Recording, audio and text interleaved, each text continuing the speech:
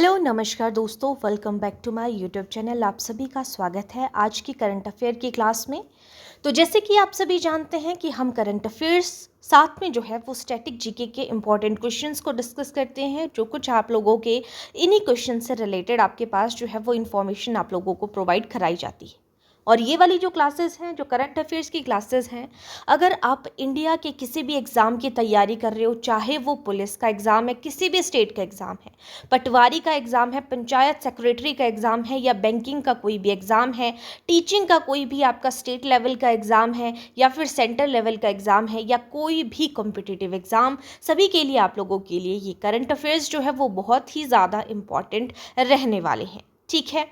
और साथ ही में क्लास को शुरू करने से पहले मैं आप लोगों को बता दूं कि अगर HPRC जो कि हिमाचल प्रदेश में पेपर कंडक्ट कराता है, हिमाचल प्रदेश राज्य चयन आयोग, उसके लिए अगर आप पटवारी की प्रिपरेशन कर रहे हैं तो जो साइंस का सिलेबस आप लोगों के पास पूरा दिया हुआ है, उसके लिए आप जो है वो प्लेलिस्ट सेक्शन पे विजिट कर सकते हैं। डिस्क्रिप्शन बॉक्स में मैं आप लोगों को जो है वो उस क्लास का जो है वो लिंक भी प्रोवाइड करा दूंगी। बाकी आप सेपरेटली भी जो है वो प्लेलिस्ट सेक्शन पे जाके मॉडर्न हिस्ट्री की प्लेलिस्ट को वहाँ से देख सकते हैं। जो भी सिलेबस है वो सारा कुछ वहाँ पे करवाया हुआ है। साथ ही में जो है आपको वहाँ पे साइंस की प्लेलिस्ट भी देखने को मिलेगी। ठीक है, तो चलिए अब हम करेंगे आज की क्लास को स्टार्ट।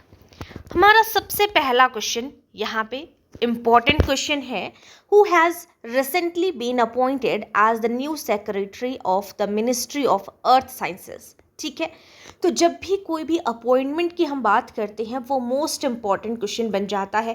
अभी भी जितने भी जो है वो क्वेश्चंस पूछे गए थे हाल फिलहाल में हिमाचल प्रदेश के राज्य चयन आयोग के जो लेटेस्ट पैटर्न पे चीज़ें बन रही हैं, वहाँ पे अपॉइंटमेंट्स पूछी जाती हैं। बाकी सारे एग्ज़ाम पे भी यही चीज़ें बनती हैं। ठीक है, तो बोला गया है कि जो अर्थ साइंस है यानी कि पृथ्वी विज्ञान की बात कर रहे हैं, तो पृथ्वी विज्ञान मंत्रालय के नए सचिव के रूप में किसे नियुक्त किया गया है? न्यू सेक्रेटरी कौन है मिनिस्ट्री ऑफ अर्थ साइंस के? Doctor M Ravichandran, doctor Srinivas Kumar Tumala, या अजय कुमार, या राजेश गोखले? तो करेक्ट आंसर यहाँ पर हो जाएगा option number B correct answer होगा। डॉक्टर श्रीनिवास कुमार तुमला जो है वो पृथ्वी विज्ञान मंत्रालय के नए सचिव के रूप में जो है वो नियुक्त किए गए हैं। ठीक है, अब आ जाते हैं सेकंड क्वेश्चन के ऊपर। अगेन यहाँ पे एक अपॉइंटमेंट की बात हो रही है, और ये किस तरीके की अपॉइंटमेंट है? प्रधानमंत्री PM के बारे में बात हो रही है। Who has been appointed as the new prime minister of Ukraine? Ukraine war के बारे में आपने जो है वो कुछ टाइम पहले जो है वो बहुत सुना था। तो यूक्रेन इन जुलाई 2026, जुलाई चला है, जुलाई मंथ, तो जुलाई 2026 में यूक्रेन का नया प्रधानमंत्री चुना गया। तो वो किसे चुना गया? डेनिस शमीहाल को चुना गया, सेर्गी कोरित्सी को चुना गया, या फिर आपके जो है वो वोलोदिमिर जेलेंस्की को, या ओलेस्की रेजनिकोव को चुना गया? तो करेक्ट आंसर हो जाएगा यहाँ पे option number B correct answer हो जाएगा, सेर्गी कोरित्स्की को चुना गया, ऑप्शन नंबर बी। ठीक है, यूक्रेन के PM की बात हो रही है, तो यूक्रेन के PM को यूक्रेन में यहाँ पे कर याद रखना, तो यहाँ पे कर ही इसके नाम पे भी आता है। तो सेर्गी कोरित्स्की जो है वो न्यू PM है आपके यूक्रेन के अब से। अब आ जाते हैं क्वेश्चन नंबर 3। अगेन अपॉइंटमेंट की हम यहाँ पे बात करेंगे कि who has been appointment as the new head of the United Nation assistance mission in Afghanistan. UNAMA सबसे पहले फुल फॉर्म आप याद रखना, क्योंकि आपको सिंपल भी पूछा जा सकता है कि कौन है जो है न्यू हेड ऑफ UNAMA है। तो UNAMA की फुल फॉर्म है United Nation assistance mission in Afghanistan. तो अफगानिस्तान में संयुक्त राष्ट्र सहायता मिशन के नए प्रमुख के रूप में किसे नियुक्त किया गया है? अमीना मोहम्मद को, रवाव फातिमा को, एंटेनियो गुटेरेस को, या रोजमेरी डिकार्लो को? तो करेक्ट आंसर हो जाएगा यहाँ पे option number B, Rabab Fatima correct answer हो जाएगा। ठीक है, तो जो आपकी अफगानिस्तान में यूएन है यानी कि संयुक्त राष्ट्र सहायता मिशन है, उसके नए प्रमुख के रूप में रवाफ फातिमा को जो है वो नियुक्त किया गया है। Option number B. अब आ जाते हैं क्वेश्चन नंबर 4। बोला गया है कि जो प्रधानमंत्री नरेंद्र मोदी है, इसके बारे में हमने जो है वो पहले भी डिस्कस किया था इस क्वेश्चन के बारे में, प्रीवियस करंट अफेयर के बारे में। तो ये जो है वो अभी प्रोसेसिंग में था और इसको जो है वो अभी ये कंटिन्यू जो है वो न्यूज़ पे बना हुआ है, तो इसीलिए ये इम्पॉर्टेंट हो जाता है कि प्रधानमंत्री नरेंद्र मोदी ने हरियाणा के किस स्टेशन से भारत की पहली स्वदेशी हाइड्रोजन संचालित ईंधन सेल ट्रेन को हरी झंडी दिखाई। तो यहाँ पे प्रधानमंत्री नरेंद्र मोदी की बात हो रही है, इन्होंने हरी झंडी दिखाई इस, और भारत की पहली स्वदेशी हाइड्रोजन संचालित ईंधन सेल ट्रेन जो है वो कहाँ पे होगी, कहाँ की है, ये किस स्टेशन से जो है वो ये इन्होंने हरी झंडी दिखाई। हरियाणा का कोई स्टेशन है, सोनीपत है, अंबाला है, जिंद है या करनाल। तो यहाँ पे करेक्ट आंसर होगा Jind. Option number B correct answer हो जाएगा। ठीक है, तो नरेंद्र मोदी ने हरियाणा के जिंद स्टेशन से जिंद स्टेशन से चलेगी भारत की पहली स्वदेशी हाइड्रोजन संचालित ईंधन सेल ट्रेन, जिसको इन्होंने हरी झंडी दिखाई है। अब आ जाते हैं क्वेश्चन नंबर 4। भारत की पहली, ये जो हमने अभी बात की हाइड्रोजन संचालित ट्रेन के बारे में बात की, ये किस मार्ग पर शुरू की गई है? दिल्ली पानीपत पे, जिंद सोनीपत के लिए, रोहतक हिसार के लिए, अंबाला करनाल के लिए। तो किस मार्ग पर शुरू की गई है? तो जिंद से शुरू हुई, तो यानी कि जिंद सोनीपत मार्ग पर शुरू की गई है हाइड्रोजन संचालित पहली भारत की स्वदेशी है ये। ठीक है, अपने आप भारत ने जो है वो बनाई है।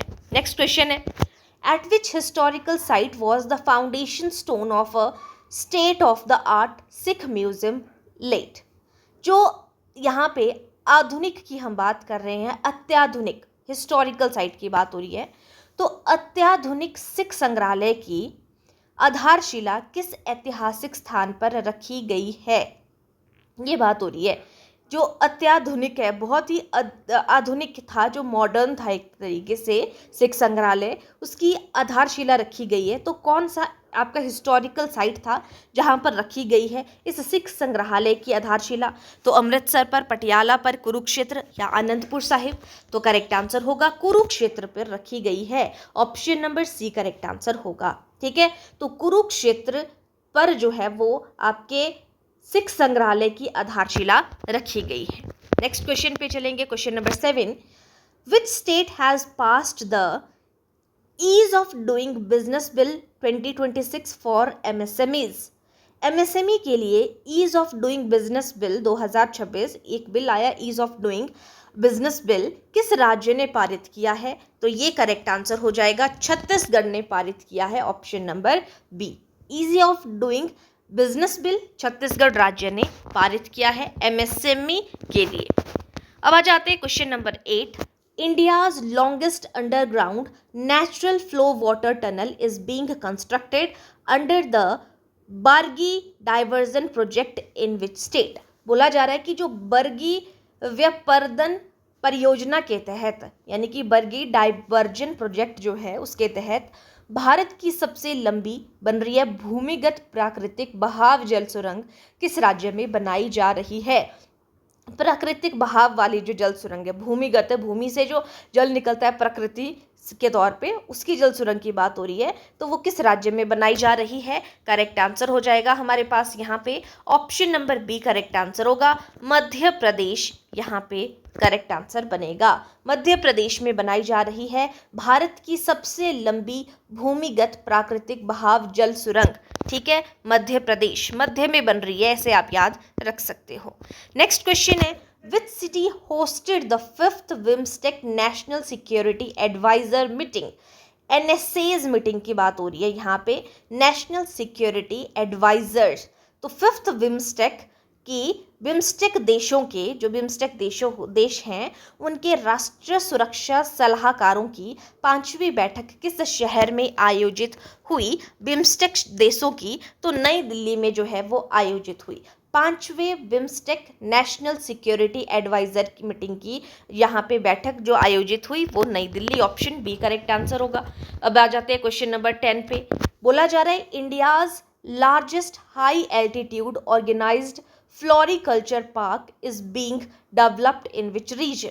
भारत का सबसे ऊंचा सबसे बड़ा उच्च ऊंचाई वाला फ्लोरिकल्चर पार्क किस क्षेत्र में विकसित किया जा रहा है? अभी किया जा रहा है, ये सबसे बड़ा भी है और उच्च ऊंचाई वाला भी है, हाई एल्टीट्यूड पे भी है, फ्लोरिकल्चर है यानी कि फूलों से रिलेटेड है। तो ये किस क्षेत्र में विकसित किया जा रहा है? तो ये लेह में है या चोगलमसर लद्दाख में है, शिमला में है, श्रीनगर में है। तो ये जो है वो चोगलमसर जो है लद्दाख में जगह पड़ती है आपकी, हाई एल्टीट्यूड है उसका बहुत ज़्यादा, वहाँ पे ये पार्क जो है वो विकसित किया जा रहा है, चोगलमसर लद्दाख। क्वेश्चन नंबर 11 के साथ भी जाएंगे। Between which teams will the 2026 FIFA world cup final be played? हमने बात की थी कि फीफा वर्ल्ड कप में जो है वो फ्रांस की बात की थी हमने वहाँ पे, है ना। तो यहाँ पे किन टीमों के बीच में जो है वो खेला जा रहा है? फ्रांस को हराया था स्पेन ने, ऐसे हमने बात की थी। तो किन टीमों के बीच में खेला जा रहा है? फ्रांस को तो हरा दिया था, फाइनल में आपका स्पेन पहुंचा था, है ना। तो फ्रांस तो आएगा नहीं, तो स्पेन अर्जेंटीना करेक्ट आंसर होगा। स्पेन अर्जेंटीना जो है इनके बीच में 2026 फीफा विश्व कप जो है वो फाइनल खेला जाएगा। ऑप्शन बी करेक्ट आंसर हो जाएगा। नेक्स्ट है question number 12। Which Indian company partnered with Gates MRI to manufacture the M72 TV vaccine? जो M72 टीवी की वैक्सीन है उसके निर्माण के लिए गेट्स MRI के साथ एक भारतीय कंपनी ने साझेदारी की है। तो वो कौन सी भारतीय कंपनी है जिसने M72 टीवी वैक्सीन के निर्माण के लिए गेट्स MRI के साथ में जो है वो साझेदारी की है? भारत बायोटेक है, सीरम इंस्टीट्यूट ऑफ इंडिया है, बायोलॉजिकल ई है, या फिर आपका पेनासिया बायोटेक है? करेक्ट आंसर होगा Serum Institution of India, option number B. ठीक है, M72 टीवी के वैक्सीन है, उसके निर्माण के लिए गेट्स MRI के साथ में जो है वो आपके सीरम इंस्टीट्यूट ऑफ इंडिया ने जो है वो साझेदारी की है। अब आ जाते हैं क्वेश्चन नंबर 13 के ऊपर। कौशल सेतु के बारे में बात हो रही है और कौशल सारथी, दो पोर्टल हैं यहाँ पे। तो वो किस राज्य ने लॉन्च किए हैं कौशल सेतु और कौशल सारथी? उत्तर प्रदेश, बिहार, मध्य प्रदेश और हरियाणा। करेक्ट आंसर होगा उत्तर प्रदेश ने कौशल सेतु और कौशल सारथी ये जो लॉन्च किया है portal, option A correct answer हो जाएगा। नेक्स्ट क्वेश्चन के ऊपर चलते हैं। नेक्स्ट है question number 14। Where did the Election Commission of India organize the All India Media Conference 2026? यानी कि जो ऑल इंडिया मीडिया कॉन्फ्रेंस है 2026, इसका आयोजन कहाँ किया गया? भारत निर्वाचन आयोग ने अखिल भारतीय मीडिया सम्मेलन 2026 का आयोजन किया। तो वो कहाँ पे किया? पहली बात कि अखिल भारतीय मीडिया सम्मेलन 2026 का आयोजन कौन सा आयोग करता है? तो ये करता है आपका मीडिया कॉन्फ्रेंस का इलेक्शन कमीशन करता है। कहाँ पे किया गया? मुंबई, न्यू दिल्ली, हैदराबाद या जयपुर? करेक्ट आंसर होगा न्यू दिल्ली में किया गया। ध्यान रखिएगा, आज की क्लास में हमने 5th विम्सटेक की अध्यक्षता की बात की हमने कि वो वहाँ कहाँ पे मीटिंग हुई, तो वो भी न्यू दिल्ली में हुई। और वहीं पर आपका ऑल इंडिया मीडिया कॉन्फ्रेंस 2026 की जब हम बात करते हैं तो ये इलेक्शन कमीशन ऑर्गेनाइज करता है। कहाँ पे आयोजन किया जाता है? न्यू दिल्ली में आयोजन किया जाता है। नेक्स्ट क्वेश्चन पे आते हैं, question number 15। Which country is hosting the multinational air combat exercise pitch black 2026? नाम याद रखना आपने, युद्ध अभ्यास है, बहुराष्ट्रीय हवाई युद्ध अभ्यास है जिसका नाम है पिच ब्लैक 2026। इसकी मेजबानी कौन सा देश कर रहा है पिच ब्लैक 2026 की? ऑस्ट्रेलिया, अमेरिका, जापान और फ्रांस। करेक्ट आंसर होगा ऑस्ट्रेलिया। पिच ब्लैक 2026 हवाई युद्ध अभ्यास, बहुराष्ट्रीय हवाई युद्ध अभ्यास, इसकी मेजबानी Australia, option number A correct answer हो जाएगा। अब हम कुछ यहाँ पे स्टैटिक जीके के क्वेश्चन की बात करेंगे। अभी हमने इलेक्शन कमीशन की बात की जिन्होंने जो है वो ऑल इंडिया आपकी जो ऑल इंडिया मीडिया कॉन्फ्रेंस 2026 की अध्यक्षता की बात की, आयोजन किया गया नई दिल्ली में। तो यहाँ पे जो आपके फर्स्ट चीफ इलेक्शन कमीशन थे वो कौन थे? सुकुमार सेन, TN शेनन, SY कुरैशी या राजीव कुमार? तो वो थे Sukumar Sen, option number A correct answer हो जाएगा। ठीक है, नेक्स्ट क्वेश्चन की बात करेंगे, question number 17। By which constitutional amendment was the voting age reduced from 21 years to 18 years? ये पॉलिटी का क्वेश्चन आ जाता है हमारे पास कि पहले जो है वो इलेक्शन की एज जो है वोट डालने की एज 21 हुआ करती थी और अब जो है वो 18 है। तो वो कौन से जो है वो कॉन्स्टिट्यूशनल अमेंडमेंट के तहत ये हुआ है, संवैधानिक संशोधन हुआ है? तो वो 61 संवैधानिक संशोधन के तहत है। Option number C correct answer हो जाएगा। ठीक है, अब आ जाते हैं नेक्स्ट क्वेश्चन पे। आपने कालेसर उद्यान के बारे में सुना होगा। तो जो कालेसर नेशनल पार्क है is located in which Indian state? कौन सा भारतीय राज्य है कालेसर राष्ट्रीय उद्यान जहाँ पे है? पंजाब, हरियाणा, उत्तराखंड, हिमाचल प्रदेश। तो हरियाणा में है आपके पास कालेसर राष्ट्रीय उद्यान। ऑप्शन नंबर जो है वो बी करेक्ट आंसर हो जाएगा। हिमाचल प्रदेश में 5 जो है आपके पास नेशनल पार्क हैं, जिसमें सबसे बड़ा आपके पास जो है वो ग्रेट हिमालयन नेशनल पार्क है। ठीक है, तो यहाँ पे कालेसर पूछा था जो आपका हरियाणा में है। ऑप्शन बी करेक्ट आंसर होगा। आज की क्लास का सेकंड लास्ट क्वेश्चन हम देखेंगे, ग्रेट बैरियर रीफ। ये स्टैटिक जीके के पोर्शन में जो टैट जैसे एग्जाम होते हैं उनमें बहुत बार पूछा जाता है ये वाला क्वेश्चन। तो ग्रेट बैरियर रीफ जो होती है वो किस देश में स्थित है? न्यूजीलैंड में है, ऑस्ट्रेलिया में है, इंडोनेशिया में है, फिलीपींस में है। तो ऑस्ट्रेलिया में। Option number B correct answer है। ग्रेट बैरियर रीफ ऑस्ट्रेलिया में पाई जाती है। और आज की क्लास का लास्ट क्वेश्चन है कि भारत की first female chief election commissioner कौन थी? हमने पहले तो बात की सिंपल कि फर्स्ट चीफ इलेक्शन कमिश्नर कौन थे, सुकुमार सेन थे फर्स्ट इलेक्शन कमिश्नर। अब यहाँ पे चीफ इलेक्शन कमिश्नर की बात कर रहे हैं, मुख्य चुनाव आयुक्त, भारत की पहली महिला की बात हो रही है। तो यहाँ पे BS रमा देवी है, फातिमा बीवी है, लीला सेठ है, इंदिरा जयसिंह है।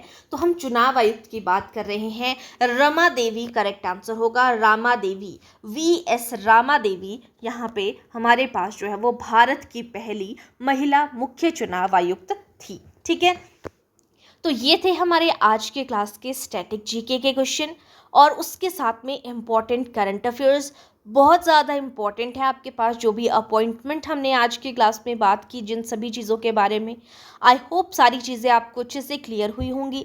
फिर भी अगर किसी को कोई डाउट होगा, कोई भी चीज़ पूछनी है, कमेंट सेक्शन पे आप बता सकते हो।